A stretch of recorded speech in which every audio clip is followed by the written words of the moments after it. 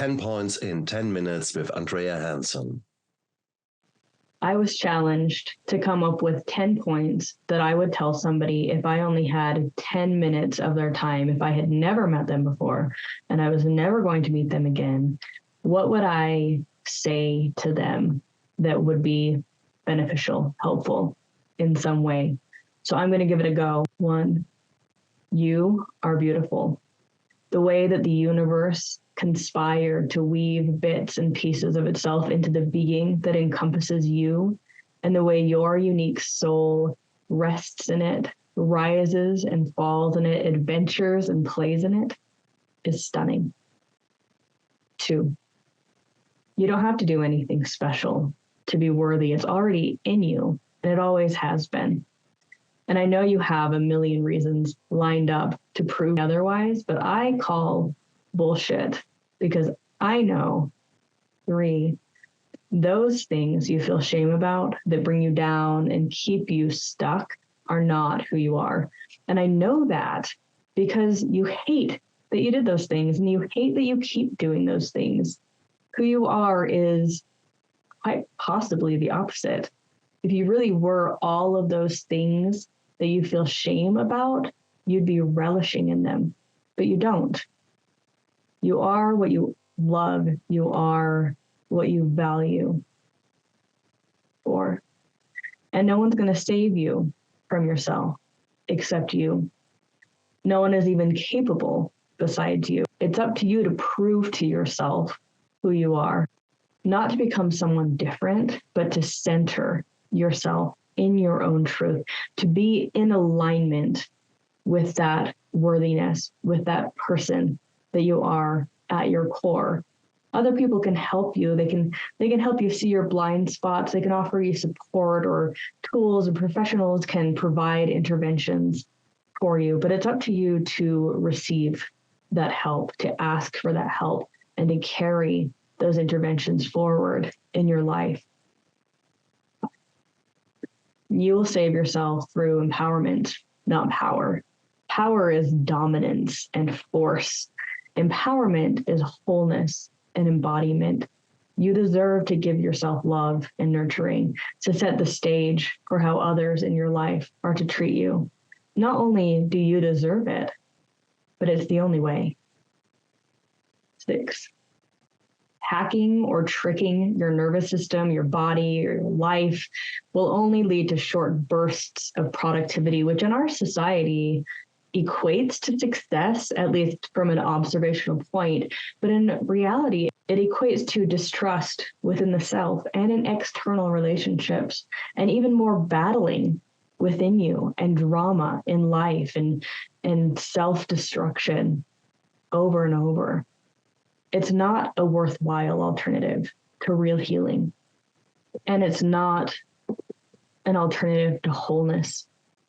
Hacks will never create the same feeling, the same life as being whole.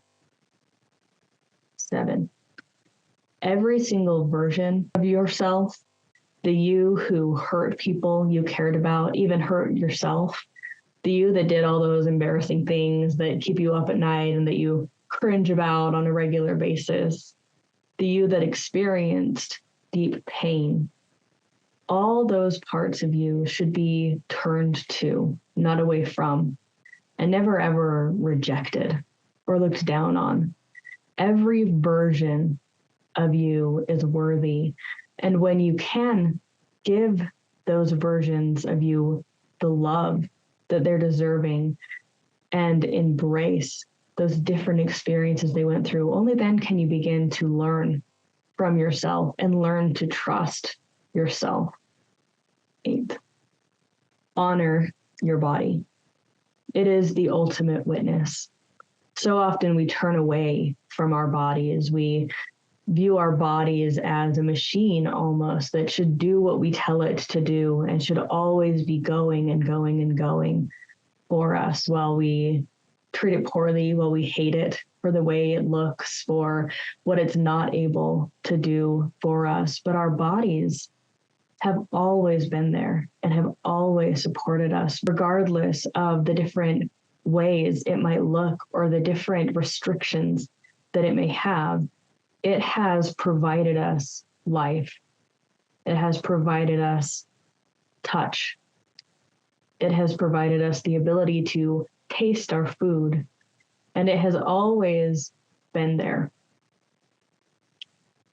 While our brains can dissociate or we can be asleep, our body has experienced every single thing, and it has held it for us.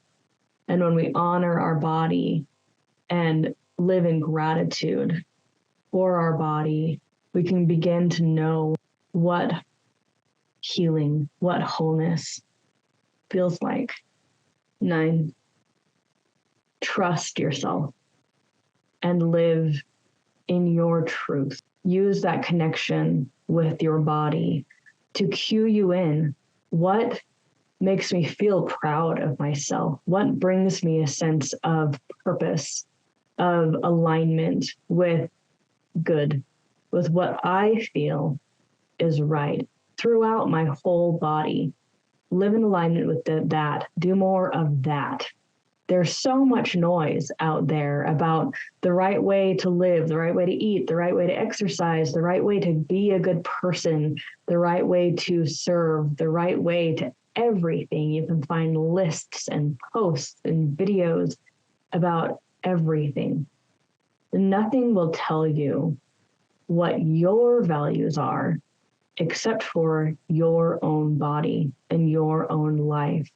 Those missteps that you take, those things that you feel icky about, those aren't you. But what are you are these things that give you life, that give you a reason to get up and do things, to feel good about yourself. Do more of that and trust that you've got it. You can do this. Everything you've been through so far in life has shown you that you can do this. You have everything you need within you. And of course, you might need help here or there, but you have everything that it takes to adapt to different situations and still be you. Bring that part of you forward and let go of the noise. Number 10, breathe. So much is required for that breath to happen. So many neurons firing within our brains, throughout our bodies, and the muscles expanding and contracting. The plants that have evolved over millions of years to create oxygen out of our own exhales that we can't breathe back into ourselves for life.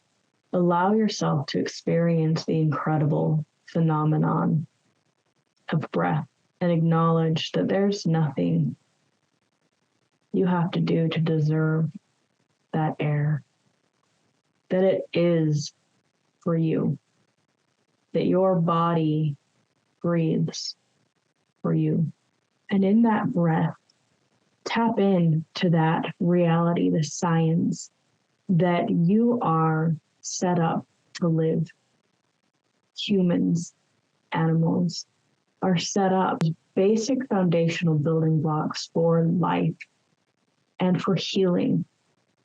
All of our cells, our neurons, our blood, they're all set up to rush to a wound, to start fixing it. All that's required is the right environment, the area to be clean, us to have the right nutrition, the right amount of water in order for that wound to heal. And sometimes we need an intervention, maybe stitches from a doctor or a cast for a broken bone, maybe sometimes some protocols, some treatment. And in the same way, we are set up to heal from trauma, to live after trauma. And sometimes we need some help creating the right environment and getting all of those pieces aligned and tapping in to our natural ability to heal. Just like breathing, we are set up to live and to heal. That's the end of my 10 in 10. And I would love to hear what your 10 would be. Write it in the comments or maybe make a video. Either way, I look forward to hearing your 10. And this was 10 Point in 10 Minutes with Andrea Hanson.